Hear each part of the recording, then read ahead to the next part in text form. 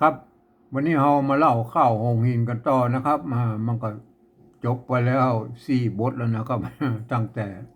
โอ้ตั้งแต่ต้นนะครับบท 1บท 2บท 3บท 4นะเรื่องราวมันก็มาถึงอ่กับมันน้อยนะครับเพิ่นอายุ16 ปีแล้วไปอยู่กับพระอินทร์บอกปิกมาหาแม่เพิ่นแล้วนะครับมาวิมาลานะเอเอาจนเข้าใจกันแล้วนะครับกอดเกี่ยวเววหวันกันแล้วก็อยู่กันที่อุญญาณนะครับไอ้มาแต่เรื่องมันยังไม่จบนะครับอันอันกัมมันน้อยเพิ่นเป็นอันโพธิสัตว์นะครับเพิ่นจะได้เป็นอันแผ่วมหาราชาวะนะ อันเนี้ยมันยังมันทำ19 บทก่อนนะครับกว่ามันจะจบนะครับครับวันนี้เราจะมาต่อบทที่5นะครับมาเอาไปก่อนนะครับมาบทที่5นะครับมันจะเป็นยังไงเราไปก่อนแล้วก็ก่อนเขาจะไปเขาก็ก่อยอันเนี้ยข้าวหงหินนะบทที่5นะครับมาก่อนเขาจะไปเขาก็มาดูไอ้ลักษณะการเขียนข้าวของโบราณบ่หน่อยครับเห็นไหมข้าวโบราณข้าวโบราณนั่นแหงนหน่อยให้มันเข้าท่านะโทษทีนะครับขยับหน่อยเอาละถ้าอย่าได้ละอันข้าวโบราณนะเปิ้นลักษณะการเขียนนะลักการเขียนนะลักการเดินข้าวนะเปิ้นว่าไอ้7 ตัวเตียว3 ตัวเร็วบาดหลังบาดหน้านะอันนี้คือลักการเขียนข้าวของโบราณครับเดินข้าวโบราณเป็นยังไงไหมมันเป็นได้7 ตัวเตียว3 ตัวเร็วครับไม่หาประกอบหรอกเนี่ยไอ้บาทที่1ไหนมาบาทที่1นะวรรคหนึ่งมีปัญจมา3 กรรมนะครับวรรคที่2ตีคาบ่น้อย4 กรรมเห็นไหมไอ้2 วรรคนี่รวมกันเป็น7เห็นไหม7 ตัวนะเขียนไว้ก่อนนะเขียนไว้ก่อนเห็นไหมแล้วก็3 ตัวเร็วเร็วอีกแล้วก็อันเนี้ยวรรคที่3นี่มีสืบจักสืบถ้อย3 กรรมเห็นไหม3 กรรมเหลวมาอันใต้วรรคที่2เนี่ยมาด้วยเนื้อเรื่องก็ได้ด้วยสระก็ได้ก็แล้วแต่นะไงมาอันนี้ลักษณะการเขียนข้าวมันเป็นอย่างนี้นะก็เห็นไหมอันบาดหลังบาดหน้าก็ทุกบาดก็ไล่ใจละกันอันนี้นะก็เห็นไหมอันนี้มันเป็นอันนี้มันเป็นบาดขึ้นต้นนะครับมันตายมันจะป้นจะลงด้วยเสียงจัตวานะมันพิษก็ไอ้บาดที่1นี่นะครับบาทที่1นี่มันมี2 กรรมนะไอ้วรรคที่4นะอันนี้วรรคที่4อันของบาทขึ้นต้นนะมันมี4 กรรมแต่ลงด้วยเสียงจัตวานะครับมาอันนี้มันเป็นอย่างนี้ไหมอันนี้คือบาทขึ้นต้นเลยไหมอันนี้คือหลักการเดินข้าวใช่ไหมอันข้าวโบราณพวกก็เขียนกันเยอะนะครับเห็นไหมโอ้เขียนกันยาวก็ไปจบแล้วก็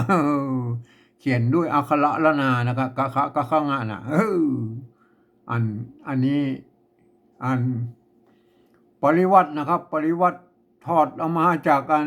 ปับษาอันที่พุ่นอันของลำปางนะครับเนี่ยฉบับของลำปางที่อัน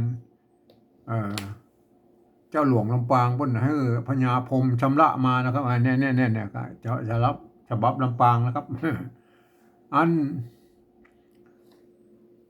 ก็มันก็ยังว่ามันก็ผิดกันนิดๆหน่อยๆนะครับกับฉบับอื่นๆนะครับมันก็มาว่ากันนะแต่เนื้อเรื่องมันใจอันเดียวกันนะเนื้อเรื่องกันเห็นไหมเอามาดูเลยนะครับเห็นไหมเอามาดูฉันทลักษณ์นะครับบัตรหนึ่งบัตรวรรคหนึ่งบัตรหนึ่งบัตร2บัตร3โอเคนะครับเป็นเรื่องบทนะบทที่1เนี่ยอันนี้บทน้อยนะครับไม่ใช่บทใหญ่บทใหญ่นะบทใหญ่นะบทยาวๆนะครับเห็นไหมอันนี้บทน้อยๆบทที่1บทที่2บท1บท2บท3เนี่ยบทนะครับ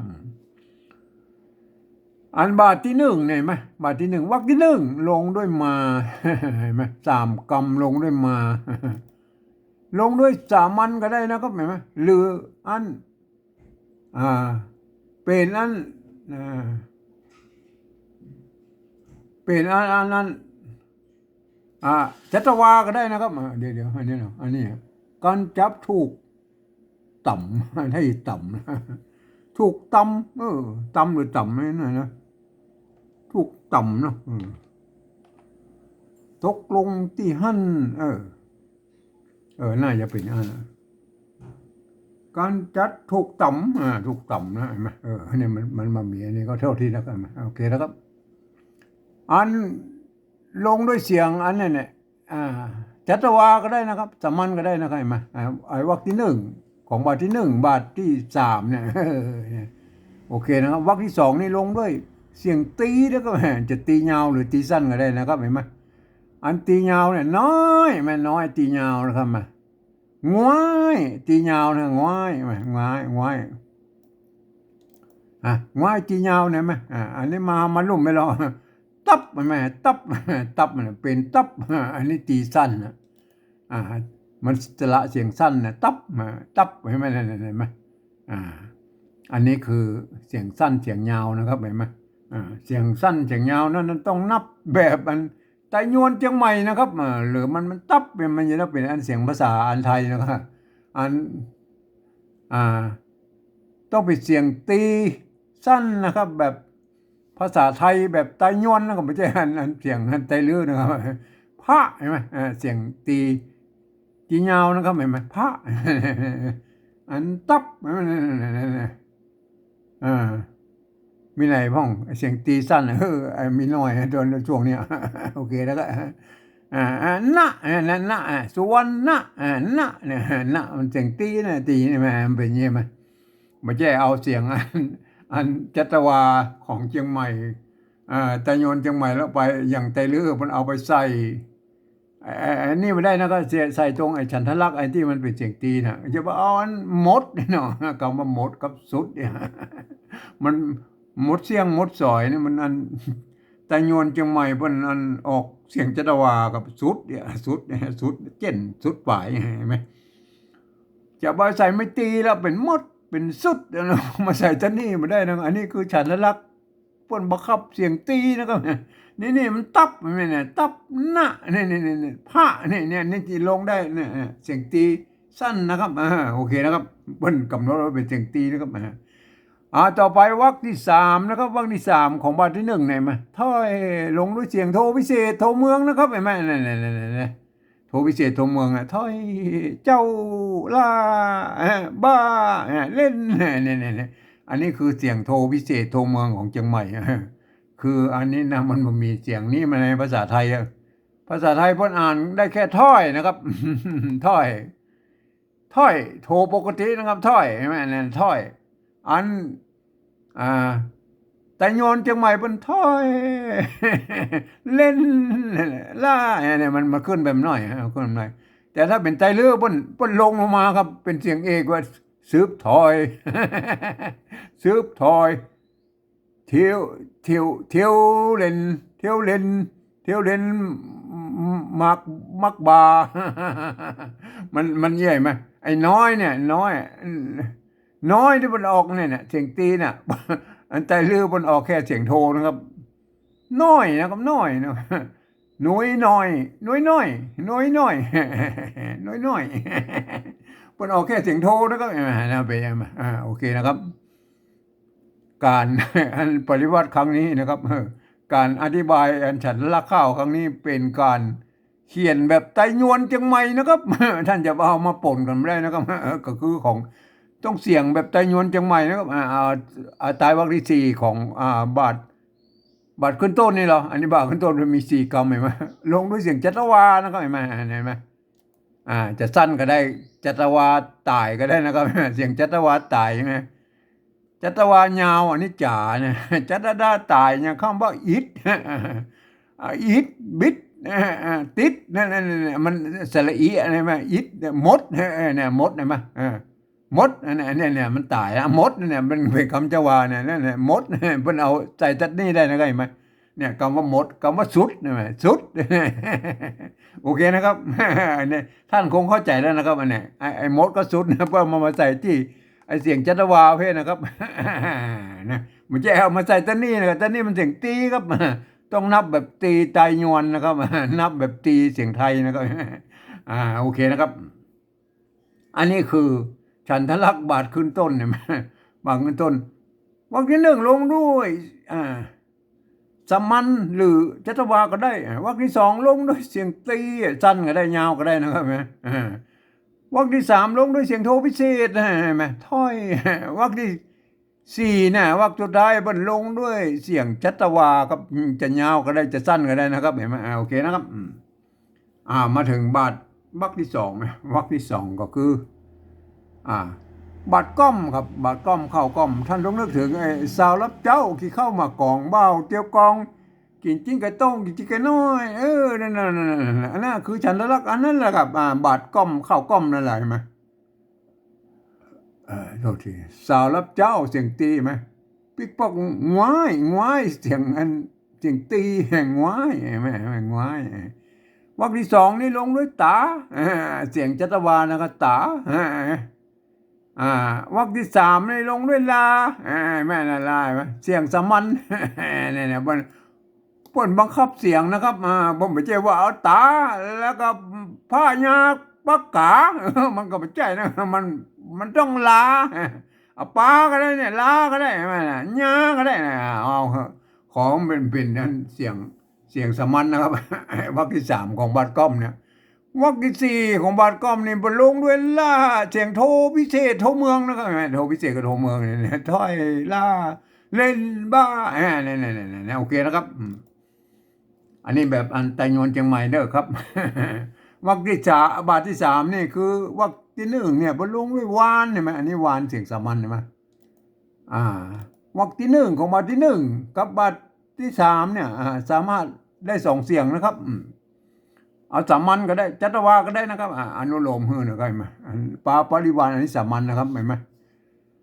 ใต้วรรคที่2ของบาทที่2บาทที่3เนี่ยลงด้วยบ้าเสียงโทพิเศษนะครับมาบ้าโทพิเศษโทเมืองโอเคนะบ้าวรรคที่3ลงด้วยคำไม่เสียงสามัญนะครับเสียงสามัญนะครับลงด้วยเสียงสามัญนะครับเห็นไหมวรรคที่3นี่ลงด้วยเสียงสามัญนะเหมือนกับวรรคที่3ของบาทที่2เนี่ยเต้ากันนะเสียงสามัญนะมันบังคับนะครับอย่าว่าเสียงอื่นมาลงมาเลยนะครับก็วรรคที่4ของบาทที่3เนี่ยมันลงด้วยน้อยเสียงตีแล้วก็เห็นไหมเสียงตีเห็นไหมน้อยเสียงตีนะครับจะสั้นก็ได้ยาวก็ได้นะครับเอาแต่บาทนะครับเพราะว่าอันนี้มันเป็นบาทขึ้นต้นนะครับอันนี้บาทที่1เห็นไหมบาทที่1ตายลงด้วยเนื่องสามัญสามัญเอาจัตวาก็ได้อย่างเช่นอะไรเนี่ยไหมวรรคที่3เนี่ยต่ำเสียงจัตวาใช่ไหมต่ำโอเคนะครับไหมวรรคที่1โดยเสียงสามัญหรือจัตวาก็ได้นะครับวรรคที่1ของบาทที่1กับบาทที่3เนี่ยโอเคนะครับอันวรรคที่2นี่ลงด้วยน้อยเสียงตีครับน้อยเสียงตีจะสั้นก็ได้ยาวก็ได้นะครับน้อยไหมวรรคที่3ลงด้วยขึ้นเสียงโทพิเศษโทเมืองนะครับเนี่ยมันเป็นใช่ไหมท่าน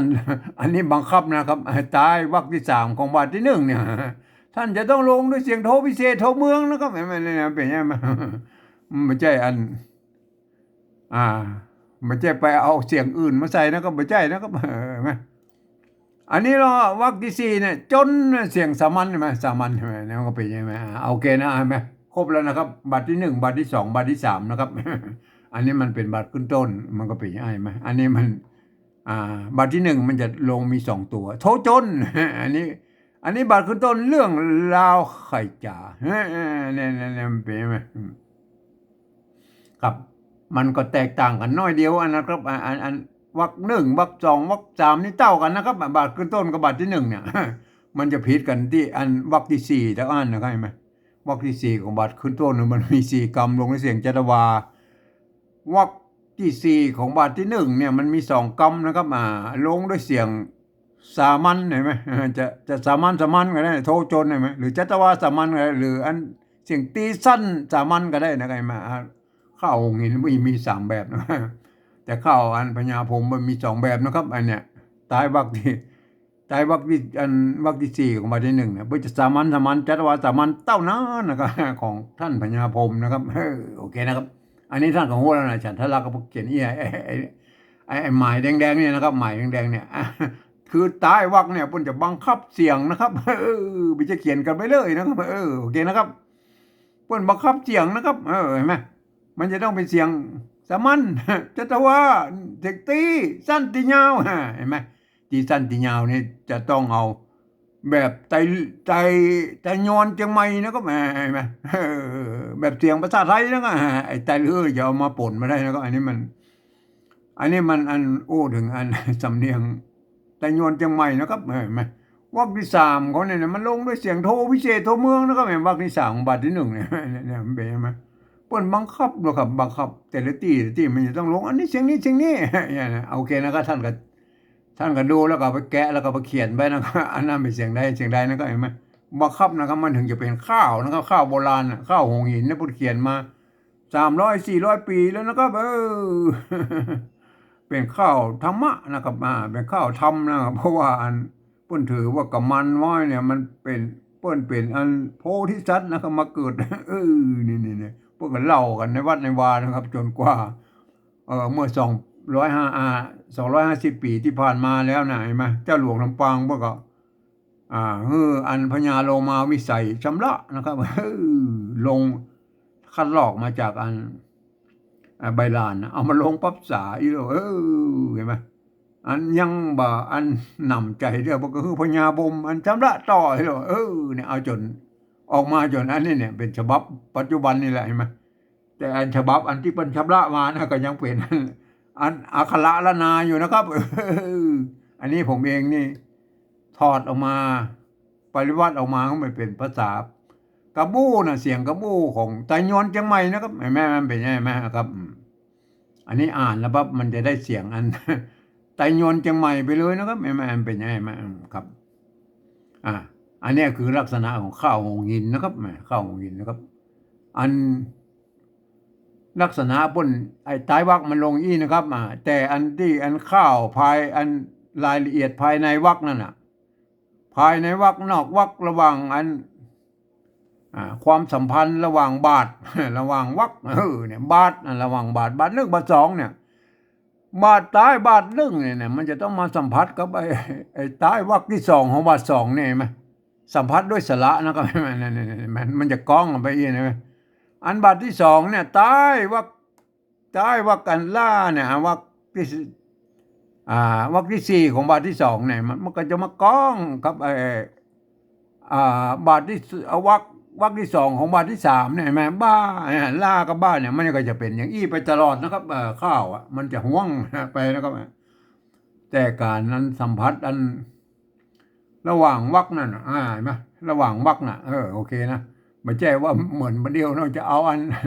สละมาก้องกันในมดแล้วก็เอาจนอู้กับหัวเรื่องแล้วก็ไม่เลยนะข้าวโบราณเนี่ยป่นถ้าอันสละมาสัมผัสได้ก็ถือว่ามันพวกไปนะครับก็ดีไปนะครับเห็นไหมแต่ป่นบันเน้นนะครับบันเน้นเนี่ยมันสัมผัสอันสัมผัสด้วยอันสละครับเห็นไหมป่นเน้นเอาเนื้อเรื่องเป็นใหญ่นะครับเนื้อเรื่องเป็นใหญ่อย่างเช่นวรรคที่หนึ่งกับวรรคที่สองเนี่ยปัญจมาตีคาอันนี้ถือว่าพวกสัมพันธ์นะครับสระอากับสระอาเนี่ยตีคาบ่อเนี่ยมันสัมผัสกันเองได้ก็โอเคก็ดีนะก็เห็นไหมเห็นไหมหนึ่งบาทที่สองเนี่ย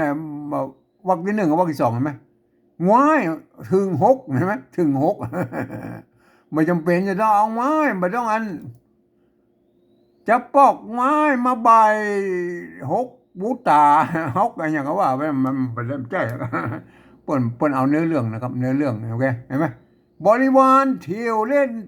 นไม่จำเป็นจะต้องเอาอันสละอานมาใส่ไหมเลือดนั่งเนืองเถียงกันเถียงกันใช่ไหมอันเถียงนี่ผมถือว่าอันเป็นการสัมผัสเลือนนะครับเห็นไหมถึงสละอันมัน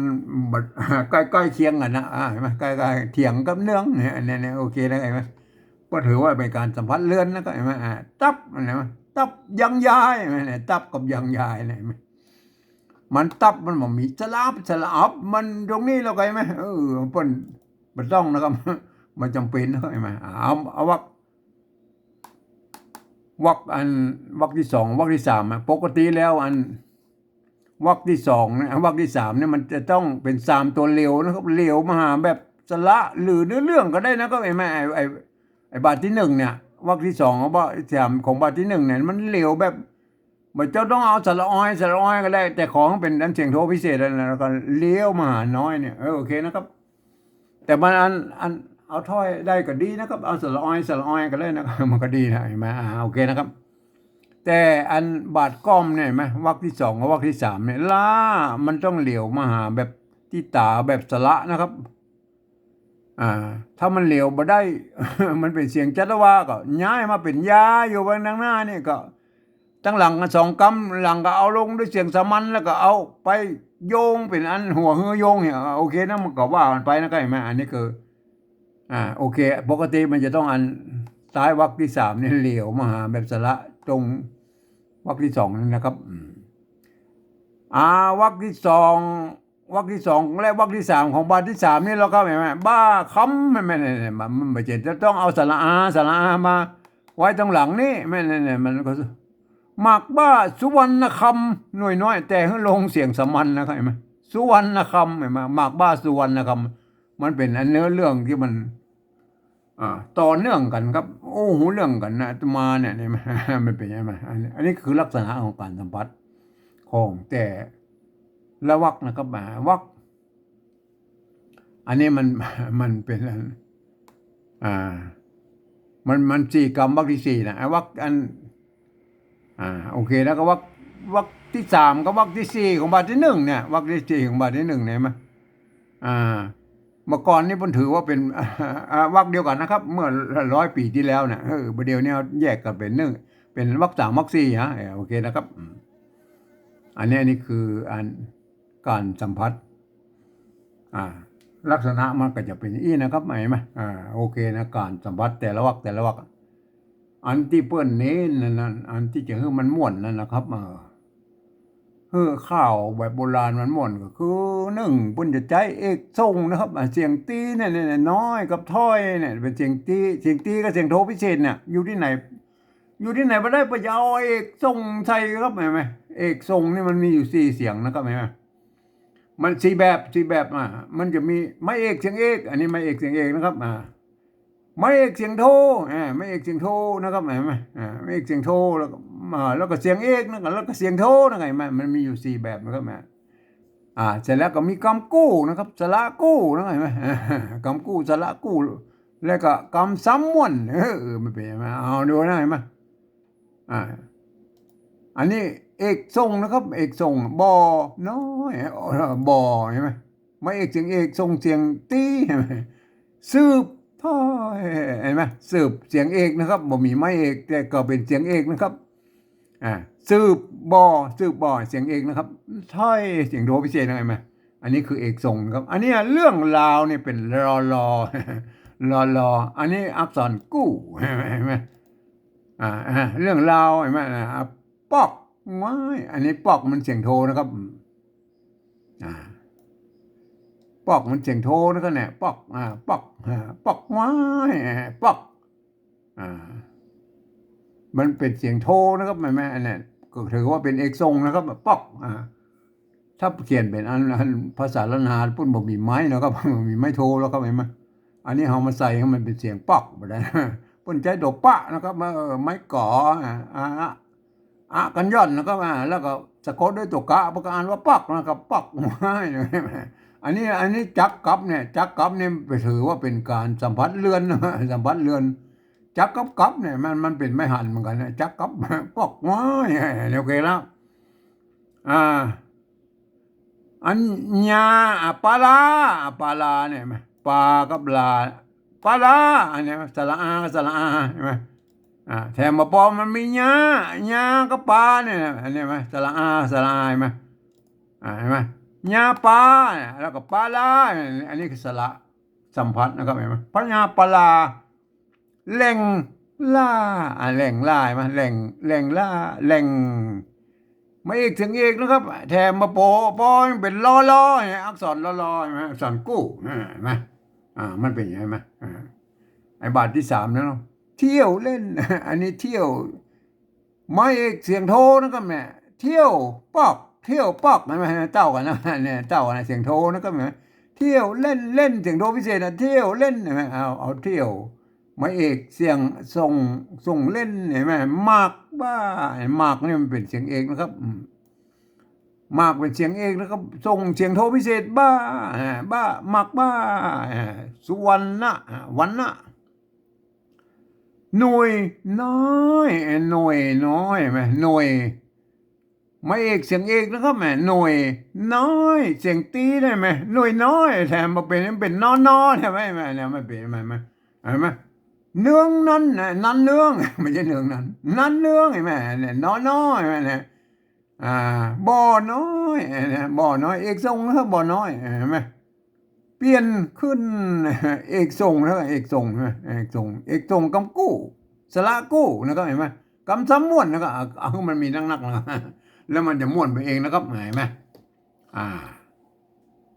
อันนี้แหละก็คือลักษณะของการเขียนข้าวแบบโบราณนะที่เปิ้นได้สร้างไว้นะครับเมื่อ300-400 ปีแล้วมันเป็นข้าวอันโบราณก็นะฮะท่านก็ถ้าอยากจะอนุรักษ์ไว้ท่านก็พยายามดูที่ผมอธิบายไปนี่ครับแล้วก็จำชื่อไปนะครับแล้วก็การเขียนข้าวก็จะไปให้มันผิดครับ อย่าไปให้มันผิดหลักโบราณเปิ้นนะครับโอเคนะครับ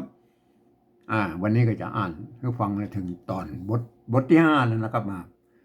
มันจะเป็นเรื่องราวของ6บุตตานะครับหกบุตตาอันของสนมเอกสนมเอกหกองค์นะ โอเคนะครับเห็นไหมอันนี้เพิ่นเขียนไว้อย่างนี้เห็นไหมปัญจมาตีคาบ่อน้อยจักสืบถ้อยเรื่องราวไข่จ่าเห็นไหมจักกับปอกไว้ถึง6พุทธาพญาปลานะสีเอกอ้างอันนี้มันเป็นข้าวจ้อยนะครับเห็นไหมพูดเขียนเนี่ยเป็นข้าวจ้อยนะครับมันเป็นข้าวจ้อยท่านเอาเลยเอาจ้อยฟังดีกว่า มันม่วนดีเอามันเป็นข้าวจ้อยกับจ้อยฟังเลยโอเคละขอจิบน้ำสักหน่อยก่อนนะโทษที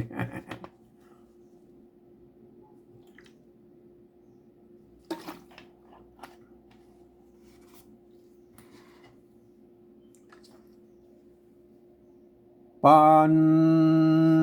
จมา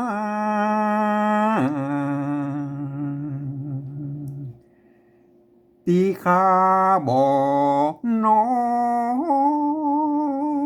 ย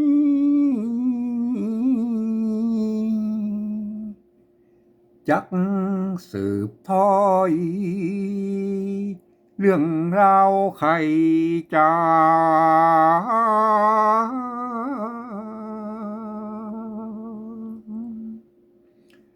จักกับปอกไว้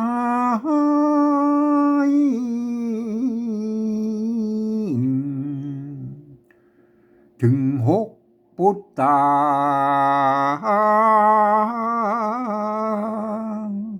พญาปลานะสีแหล่งลา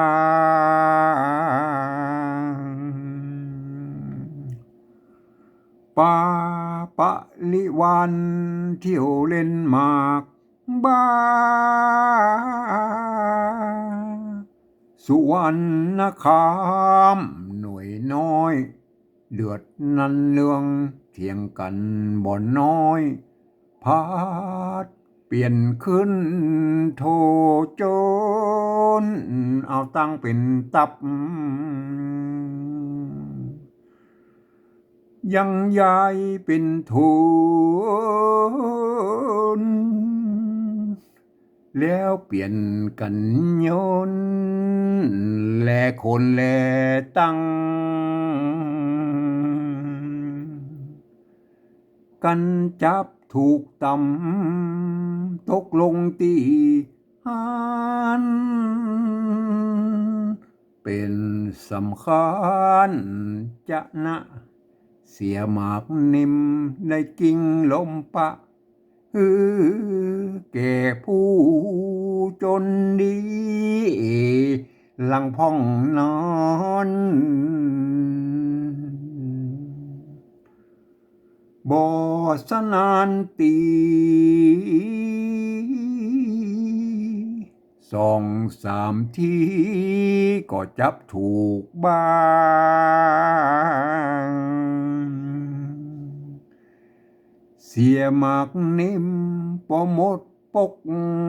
พางลวดเมื่อได้เป่าวางลวดเมื่อได้เป่าวางและนายเฮยอันนี้เป็นบทขึ้นต้นนะครับก็เฮาจะเปิ้นจะกล่าวถึงเรื่องราวของหกองค์ พุทธา6 องค์ของอันสนมเอกนะ ที่เอาอันแม่เปิ้นเอาอัน เอากำมันน้อยจ้งลงป่อง เดี๋ยววันนี้ลูกเปิ้นใหญ่มาแล้วนะ16 ปีแล้วนะครับเป็นบ้าวแถวแล้ว ก็ไปเล่นกันนั่นสุวรรณคำหมากบ้านนะ เล่นหมากบ้านโยนไปโยนมานะครับเห็นไหมครับวันพรุ่งนี้อันเขาก็จะมาต่อนะครับปุ้ยกันจะเรื่องราวมันเป็นอะไรเนาะ ครับวันนี้เอาแค่นี้ก่อนนะครับ